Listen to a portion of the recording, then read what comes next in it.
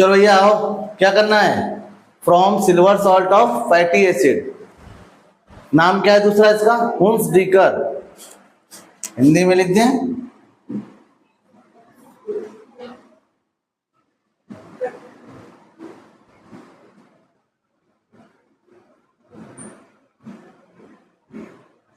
हुंसडीकर अभिक्रिया। इसमें क्या करना है? इसमें भी जो है हमें क्या बनाना है? एल्किल हैलाइड बनाना है, ठीक है। लेकिन अब यहां पर क्या होगा? Silver salt of fatty acid, पहले तो ये जानो ये क्या है। फैटी एसिड क्या होते हैं? कार्बोक्सिलिक एसिड के सॉल्ट होते हैं, ठीक। अब कार्बोक्सिलिक ग्रुप पहले सॉल्ट में देख लो क्या क्या है। कार्बोक्सिलिक ग्रुप की बात करोगे तो कार्बोक्सिलिक ग्रुप क्या है? कार्बोक्सिलिक ग्रुप का मतलब हुआ फंक्शनल ग्रुप होगा COOH। इसको ऐसे भी लिख सकते हैं ना, ठीक, ऐसे भी लिखा जा सकता है। अब यहां पर क्या हो रहा है? अब ये वैलेंसी कार्बन की खाली है, या तो हम इसको H से पूरी कर दें या हम पूरी कर दें R से, ठीक। अगर हम इसको H से पूरी करते हैं तो ये क्या हो जाएगा? फॉर्मिक एसिड होगा। IUPAC में क्या हो जाएगा? मीथेनोइक एसिड कहलाता है। क्यों? क्योंकि यहां पर क्या दिख रहा है आपको? एक कार्बन दिख रहा। कार्बोनिल के डेरिवेटिव है, कार्बोनिल ग्रुप होता है, कार्बोनिल ग्रुप ये होता है कार्बोनिल ग्रुप, ठीक। क्या है? कार्बोनिल ग्रुप है, ये कार्बोनिल ग्रुप है। कार्बोनिल ग्रुप का ही क्या है? डेरिवेटिव है। आप अगर इतना देखो तो ये आपको कार्बोनिल ग्रुप दिख रहा है, ठीक। कार्बोनिल ग्रुप का डेरिवेटिव है एल्डिहाइड है, कीटोन है, कार्बोक्सिलिक एसिड है। इनकी बात हम बाद में करेंगे। छोटी सी बात यहाँ पर आ रही है, हम उसको बता रहे हैं। क्या है? कार्बोक्सिलिक ग्रुप अगर H लग गया तो बन गया फॉर्मिक एसिड, कॉमन नेम है। एक कार्बन यहाँ पर दिख रहा है, ये वाला कार्बन काउंट किया जाएगा। कार्बोनिल के कार्बन हम क्या करते हैं? काउंट करते हैं। जब IUPAC लिखते हैं तो कार्बोनिल के जो डेरिवेटिव होते हैं, एल्डिहाइड है, कीटोन है, कार्बोक्सिलिक एसिड है, उनके हम कार्बन को करते हैं काउंट। तो यहाँ पर दिख रहा है एक कार्बन हो जाएगा क्या? मेथेन, और एक सफिक्स लगता है वो है ओइक एसिड, तो मीथेनोइक एसिड, ठीक। अब अगर मान लो R के हिसाब से चलूं मैं, तो R के हिसाब से मैं चलता हूं तो इसको लिख दूं CH3COOH, तो क्या दिख रहा है?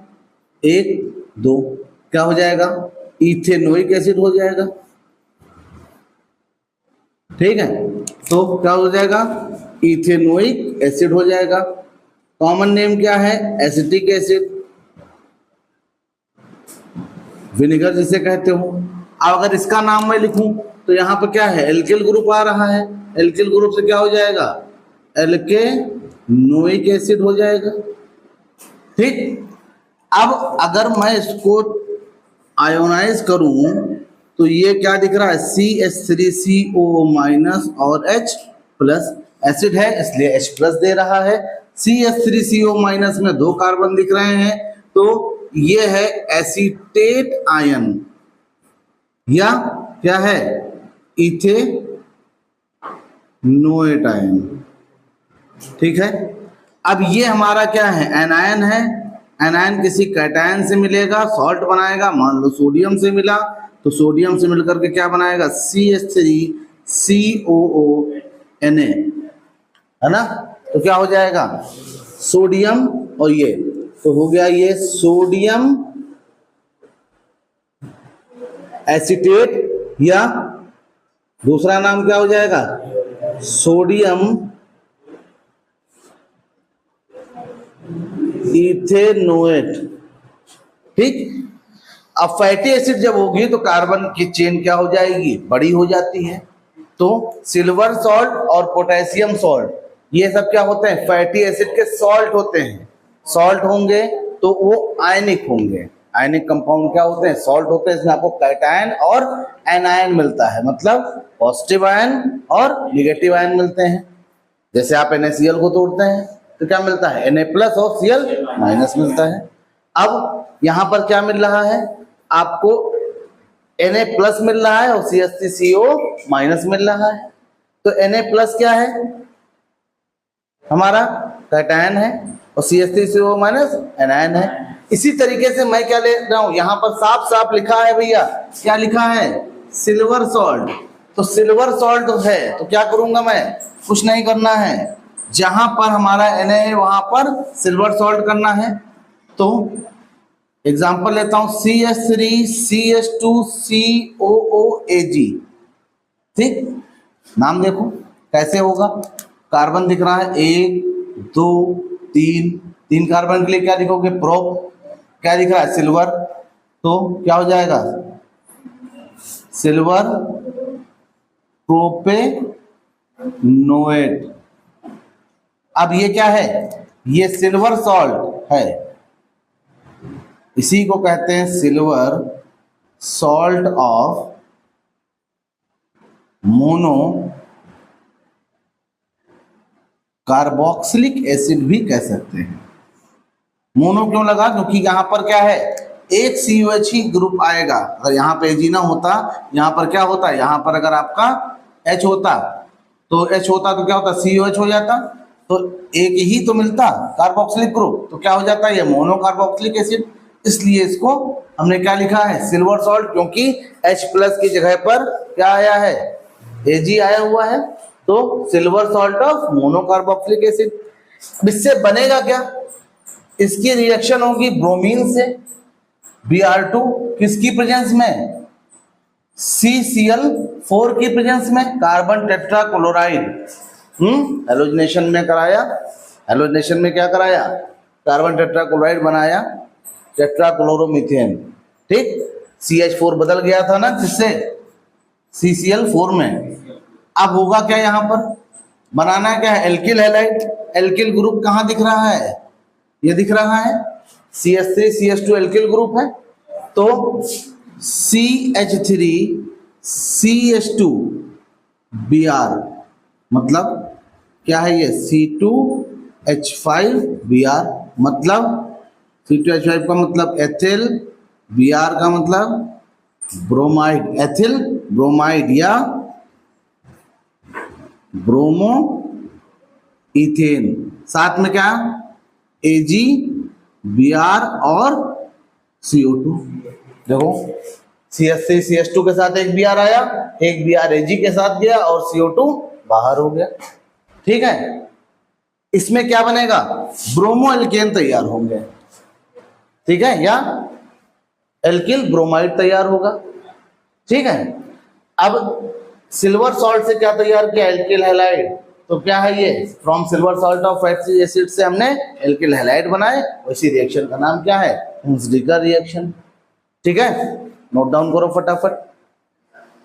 अब भैया नेक्स्ट, न्यूक्लियोफिलिक सब्स्टिट्यूशन रिएक्शन, मतलब न्यूक्लियोफाइल्स होते हैं कुछ ऐसे एनायंस, मतलब नेगेटिव वाले, जिनके पास लोन पेयर होते हैं, उन्हें क्या कहते हैं, न्यूक्लियोफाइल्स, ठीक है। अब जैसे OH- हुआ, Br- हुआ, ये सब क्या है, न्यूक्लियोफाइल है। अब इसमें दो तरीके की रिएक्शंस पाई जाती है, SN1 एक SN2, दोनों में क्या होगा, न्यूक्लियोफाइल आएगा, कार्बन के साथ जुड़ेगा और एल्किल हैलाइड बनाएगा। लेकिन यहां पर क्या है, सिस्टम है कि ये कभी फॉलो होगा, कभी ये फॉलो होगा, ठीक है, डिपेंड करेगा कि हमारे पास क्या है। तो बात करते हैं पहला SN1 के बारे में। SN1 में क्या होगा, SN1 रिएक्शन की बात करें तो SN1 में दो स्टेप फॉलो होंगे। पहले स्टेप में क्या होगा, पहले स्टेप में आपका एल्किल हैलाइड के पास क्या आ रहा है, कोई न्यूक्लियोफाइल आ रहा है, ठीक, तब ये आपको क्या दे रहा है, और हैलाइड आयन बाहर हो रहा है। कैसे होगा, इसमें पहले ये एल्किल हैलाइड क्या होगा, हमें कार्बोकैटायन देगा और हैलाइड आयन बाहर हो जाएगा। जैसे ही कार्बोकैटायन आएगा, अब ये कार्बोकैटायन न्यूक्लियोफाइल से जुड़ेगा, ठीक, और क्या दे देगा, हमें प्रोडक्ट दे देगा, और ये अलग हो गया। अब अगर मानो तो यहां पर क्या है, न्यूक्लियोफाइल आ गया, ये हटा दो, बन गया न्यूक्लियोफिलिक सब्स्टिट्यूशन। जितने भी टर्सरी एल्किल हैलाइड होंगे, तो टर्सरी एल्किल हैलाइड क्या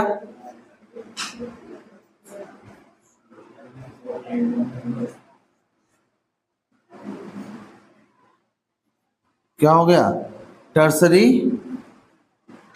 एल्किल हैलाइड किसके पास आएगा, पहले तो ये टूटेगा,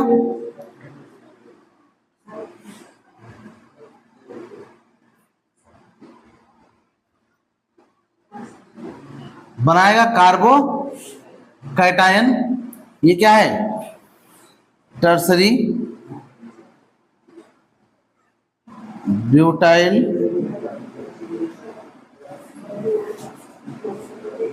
कार्बो कैटायन। टर्सरी एल्किल हैलाइड लिखो चाहे टर्सरी ब्यूटाइल लिख लो, टर्सरी ब्यूटाइल हैलाइड हो जाएगा, चेंज हुआ X माइनस। अब इसी की रिएक्शन किससे हो गई, हमारे न्यूक्लियोफाइल से हो गई, तो कार्बोकैटायन और ये न्यूक्लियोफाइल एनायन मिल करके क्या दे रहा है, प्रोडक्ट दे रहे हैं। कैसे,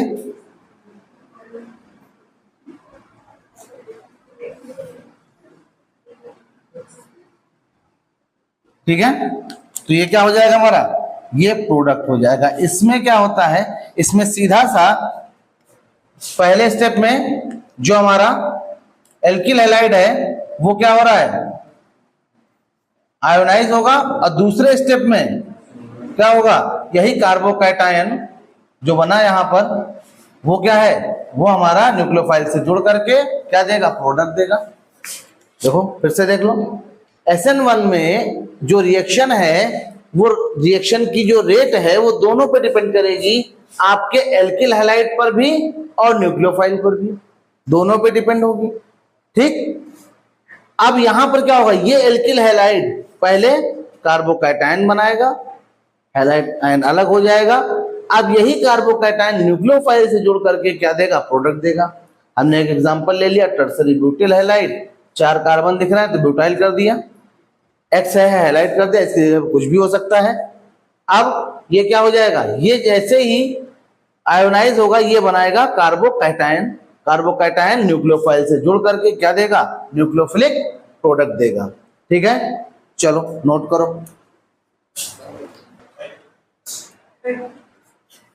अब अगला SN2, SN2 में क्या होगा, SN2 में एल्किल हैलाइड क्या होगा, न्यूक्लियोफाइल से जब रिएक्ट करेगा तो यहां पर क्या होगा, ये एल्किल हैलाइड कार्बोकैटायन नहीं देगा। ठीक, अगर ऐसा हो रहा है मतलब यहां पर एक ट्रांजिशन स्टेट आएगी, क्या आएगी कि ये जो न्यूक्लियोफाइल है, ये जो है न्यूक्लियोफाइल आपके इस एल्किल से जुड़ करके एक क्या बनाएगा, ट्रांजिशन स्टेट बनाएगा, मतलब डायरेक्ट ये प्रोडक्ट आपको नहीं देगा। पहले ये एल्किल हैलाइड के कार्बन से जुड़ेगा, पहले क्या हो रहा था, ये एल्किल हैलाइड कार्बोकैटायन बना रहा था, उससे न्यूक्लियोफाइल आकर के अटैच हो रहा था, लेकिन यहां पर क्या है, न्यूक्लियोफाइल डायरेक्ट एल्किल हैलाइड से अटैच होगा, और तब जाकर के बाद में आपका क्या होगा, ये न्यूक्लियोफाइल बाद में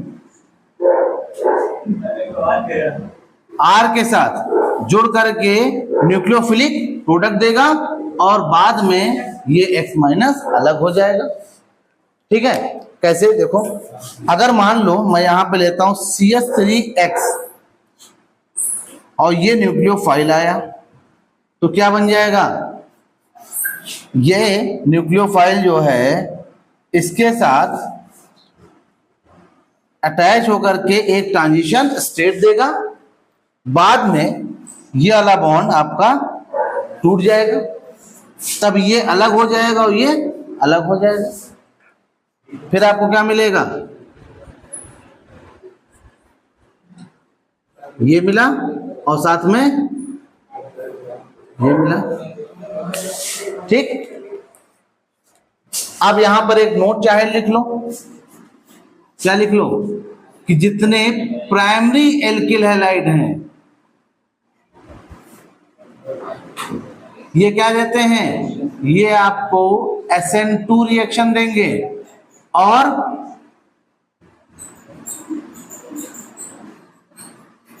टर्सरी एल्किल हैलाइड क्या देगा?